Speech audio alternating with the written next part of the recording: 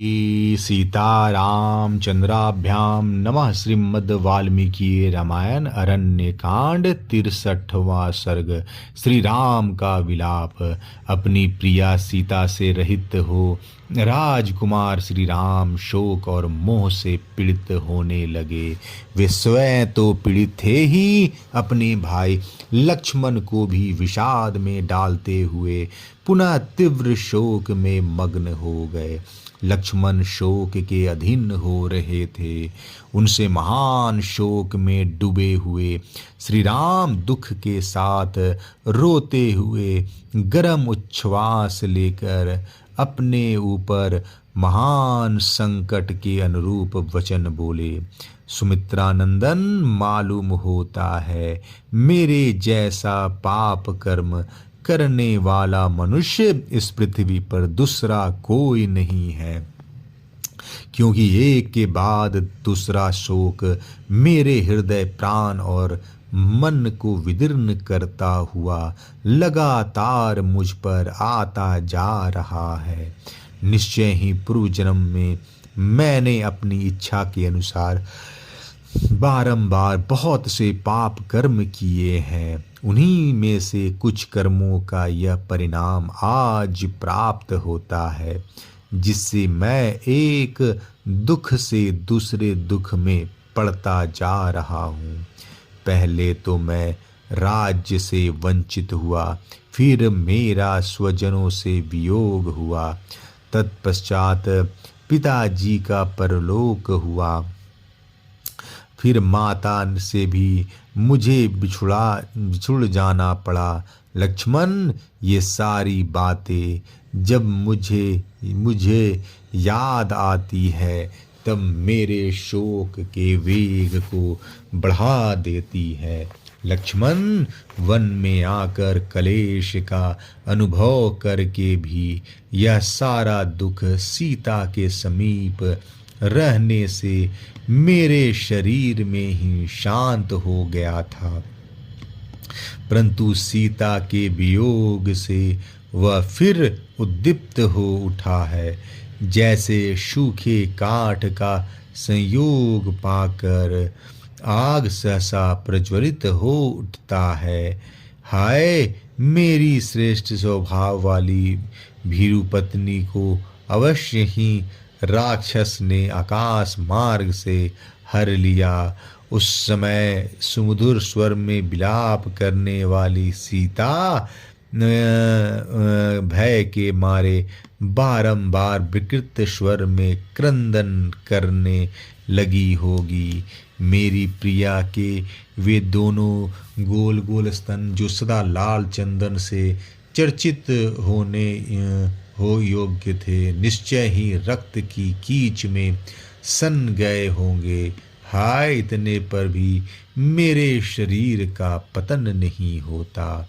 राक्षस के वश में पड़ी हुई मेरी प्रिया का वह मुख, जो स्निग्ध एवं सुस्पष्ट मधुर वार्तालाप करने वाले तथा काले काले घुंघराले केशों के भार से सुशोभित था, वैसे ही श्रीहीन हो गया होगा, जैसे राहु के मुख में पड़ा हुआ चंद्रमा शोभा नहीं पाता है। हाय, उत्तम व्रत का पालन करने वाली मेरी प्रियतमा का कंठ हर समय हार से सुशोभित होने योग्य था, परंतु रक्त भोजी राक्षसों ने सूने वन में अवश्य उसे फाड़ कर उसका रक्त पिया होगा। मेरे न रहने के कारण निर्जन वन में राक्षसों ने उसे ले लेकर घसीटा होगा और विशाल एवं मनोहर नेत्रों वाली वह जानकी अत्यंत दीन भाव से क्रूरी की भांति विलाप करती रही होगी। लक्ष्मण, वह वही शिलातल है जिस पर उदार स्वभाव वाली सीता पहले एक दिन मेरे साथ बैठी हुई थी। उसकी मुस्कान कितनी मनोहर थी, उस समय उसने हंस हंस कर तुमसे भी बहुत सी बातें कही थी। सरिताओं में श्रेष्ठ यह गोदावरी मेरे प्रियतमा को सदा ही प्रिय रही है। सोचता हूँ शायद वह इसी के तट पर गई हो, किंतु अकेली तो वह कभी वहाँ नहीं जाती थी। उसका मुख और विशाल नेत्र प्रफुल्ल कमलों के समान सुंदर है। स्वभाव संभव है वह कमल पुष्प लाने के लिए गोदावरी तट पर गई हो, परंतु यह भी ठीक नहीं है, क्योंकि वह मुझे साथ लिए बिना कभी कमलों के पास नहीं जाती। हो सकता है वह इन पुष्पित वृक्ष समूहों से युक्त और नाना प्रकार के पक्षियों से सेवित वन में भ्रमण के लिए गई हो, परंतु यह भी ठीक नहीं लगता, क्योंकि वह भीरू कभी भी अकेली वन में जाने से बहुत डरती थी। सूर्यदेव, संसार में किसने क्या किया और क्या नहीं किया इसे तुम जानते हो। लोगों के सत्य असत्य, पुण्य तथा छान, पुण्य और पाप कर्मों के तुम ही साक्षी हो।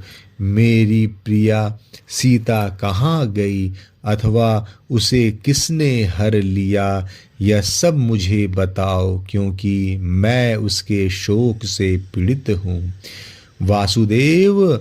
वायुदेव, समस्त विश्व में ऐसी कोई बात नहीं है जो तुम्हें सदा ज्ञात न रहती हो।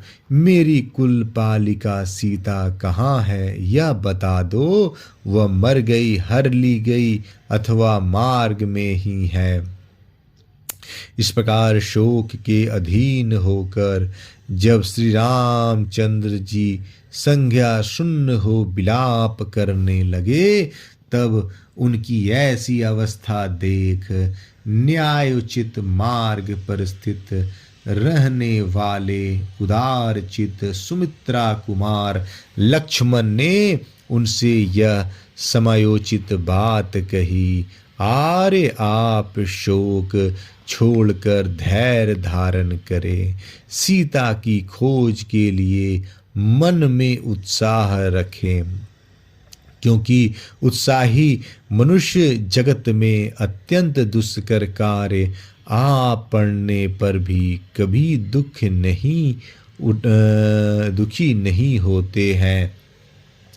बढ़े हुए पुरुषार्थ वाले सुमित्रा कुमार लक्ष्मण जब इस प्रकार की बातें कह रहे थे, उस समय रघुकुल की वृद्धि करने वाले श्री राम ने आर्त होकर उनके कथन के औचित्य पर कोई ध्यान नहीं दिया। उन्होंने धैर्य छोड़ दिया और वे पुनः महान दुख में पड़ गए। अरण्यकांड 63वां अध्याय समाप्त। जय श्री राम।